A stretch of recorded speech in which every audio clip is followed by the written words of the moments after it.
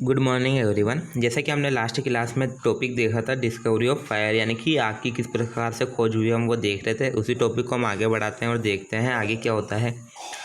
However they did not know the art of making their on fire.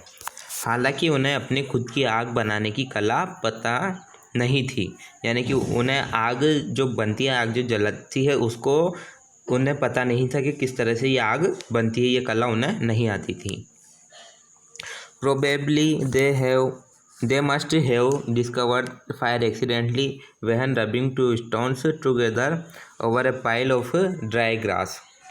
संभवतः उन्होंने सूखी घास के ढेर पर दो पत्थरों को एक साथ रगड़ते हुए ये आग लग गई होगी, यानी कि ये एक एक्सीडेंटली हुआ होगा, अचानक से हो गया होगा। उन्हें पता नहीं था कि आग किस तरह से जलाई जाती है। संभवतः ये दो पत्थरों को जो कचरे का ढेर होता है, जो घास का ढेर होता है, सूखी घास जो ढेर होती है, वहाँ पर दो पत्थरों को रगड़ते हुए ये आग गलती से लग गई होगी।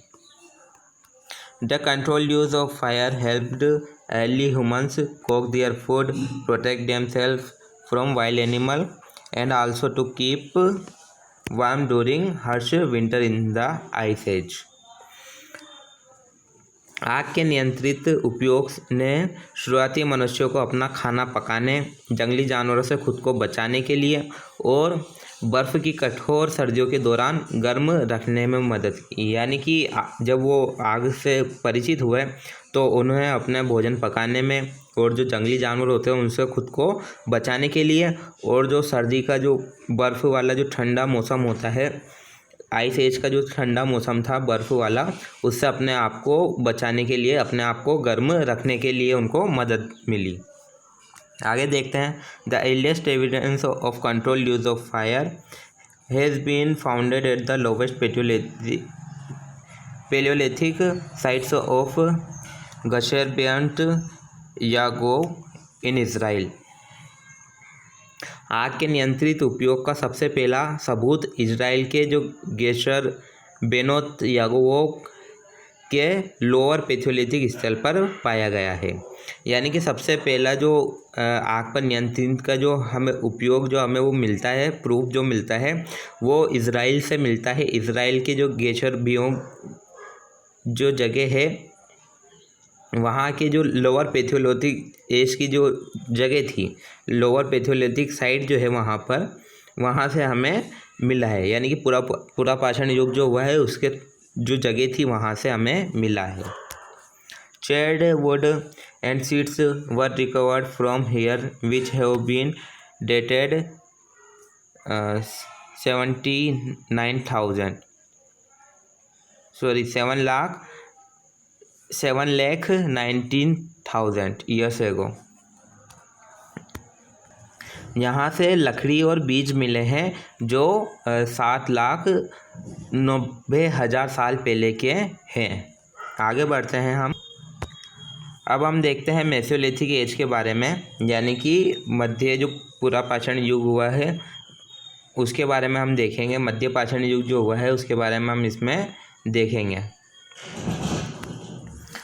द मेसोलिथिक और मिडिल स्टोन एज रेंज रोगली बिटवीन 10,000 BCE एंड 8,000 BCE।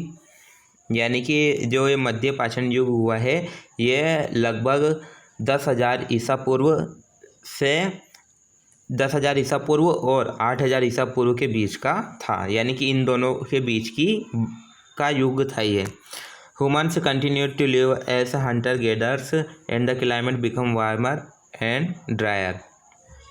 मनुष्य ने शिकारी के रूप में रहना जारी रखा और जलवायु गर्म और सूख गई। द लार्ज क्रूड एंड अनवाइडली tools of the palaeolithic age were now replaced by smaller, sharper and pointed tools called microliths. आगे क्या हुआ? पूरा पाषाण युग के जो बड़े कच्चे और अनचाहे उपकरण थे, यानी कि जो बड़े बड़े हथियार थे और अनचाहे उपकरण जो थे, कच्चे थे, उन उपकरणों को अब माइक्रोलिथ्स नाम के छोटे तेज धार वाले और नुकीले उपकरणों द्वारा प्रतिस्थापित किए गए। यानी कि जो पूरा पाषाण युग के जो बड़े बड़े हथियार थे उनको क्या करा, उनको छोटा कर लिया गया और तेज कर लिया गया, धारदार नुकीला बना लिया गया और उन हथियारों को माइक्रोलिथ्स कहा जाने लगा। Usually the microliths was fitted on to a spear or on an arrow as a barb. आमतौर पर माइक्रोलिथ्स जो होते थे उनको एक भाले पर या एक जो कांटेदार होती है एक पट्टी टाइप उस पर फिट किया जाता था। आगे बढ़ते हैं हम। ये आपके माइक्रोलिथ्स के जो फ़ोटोज़ आपकी बुक्स में दिए गए हैं वो है, ये उस टाइप की जो हथियार हैं जो मेसोलिथिक एज में आए थे जिनको माइक्रोलिथ्स कहा गया वो हैं ये। आगे देखते हैं हम। Microlithic sites have been found along banks of river Ganga valley in Allahabad and Pratapgarh Uttar Pradesh and Biharpura along river Damodar in West Bengal. हम देखते हैं कि जो माइक्रोलिथ्स जो हुए हैं, माइक्रोलिथिक जो साइटें हुई है यानी कि मध्य युग की जो साइट्स हुई है जहाँ पे मध्ययुगीन कालीन लोग रहते थे वो हमें देखने को मिलते हैं नदियों के किनारे में पाए गए हैं। उनके जो हमें पुरातात्विक जो स्रोतों से पता चलता है वो नदियों के किनारे हैं, अर्थात इलाहाबाद में गंगा घाटी और प्रतापगढ़ यूपी में जो है और पश्चिम बंगाल में दामोदर नदी के किनारे। आगे देखते हैं हम यहाँ पश्चिम बंगाल में दामोदर नदी के किनारे है ना। Mesolithic settlements have also been undated by archaeologist at Tilwara and Adamgarh MP, Bagor Rajasthan एवं लंगंज गुजरात। इसके अलावा जो तिलवाड़ा है और आदमगढ़ जो मध्य प्रदेश में है और बागोर जो राजस्थान और लांगंज जो है गुजरात के पुरातात्विक विदों द्वारा मेसोलिथिक बस्तियों का भी पता लगाया गया है। यानी कि इन जगहों पर नदियों के किनारे पर जो मेसोलिथिक एज के जो लोग हुए हैं उनकी जो बस्ती हुई है उनका पता लगता है हमें। इन जगहों से हमें स्रोत मिले हैं जिनसे हमें पता लगता है कि पुरातात्विक वेदताओं जो हुए हैं उन्होंने कहा है कि इस जगहों से हमें स्रोत मिले हैं मेसोलिथिक एज के लोगों के बारे में।